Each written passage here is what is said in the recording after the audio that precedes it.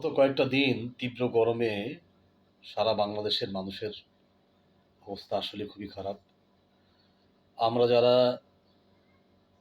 এসির নিচে বসে কাজ করি অথবা এসির নিচে ঘুমাই, আমরা হয়তোবা এই কষ্টটা অতটা বুঝতে পারি না। কিন্তু যেই মানুষগুলো এই তীব্র গরমে পেটের তাগিদে রাস্তায় কাজ করে, আমি সেই মানুষগুলোর কথা বলছি। বিশেষ করে যারা দিনমজুর, রিক্সাওয়ালা, ফেরিওয়ালা, ভিক্ষুক, এই মানুষগুলো যদি রাস্তায় না বের হয় তাহলে তাদের ঘরে হাঁড়ি জ্বলবে না। তো আসলে এই বিষয়টা একটু আপনারা সবাই আহ, অন্তরের অন্তঃস্থল থেকে অনুধাবন করার চেষ্টা করবেন, যাতে করে এই পরিস্থিতিতে আমরা এই মানুষগুলোর সাথে কোনো ধরনের প্রতারণা না করি। প্রতারণা বলতে যেটা বোঝাতে চাচ্ছি, যে একজন ফেরিওয়ালা বাজার থেকে একটা তরকারি 40 টাকা দরে কিনে এনে আপনার কাছে 45 টাকা দরে বিক্রি করছে। সে হয়তো 5 টাকা লাভ করতেছে, এর বেশি সে তো লাভ করে না।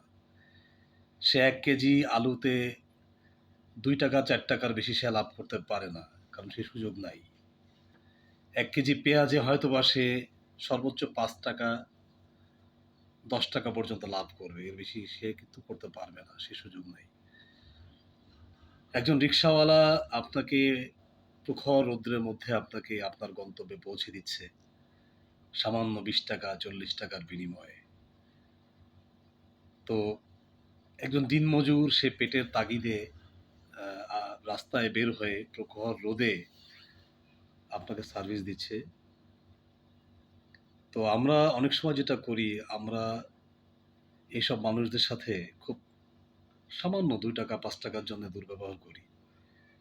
একজন ফেরিওয়ালার সাথে তার যে তার কাছ থেকে যে কিনতে চাই, সে কেনা দ্রব্যের এগেনস্টে আমরা অনেক দর কষাকষি করি। তো এই সময়টাতে অ্যাটলিস্ট এটা করেন না, কারণ এই সময়টাতে তাদের প্রতি আমাদের একটু সদয় হওয়া উচিত আমি মনে করি।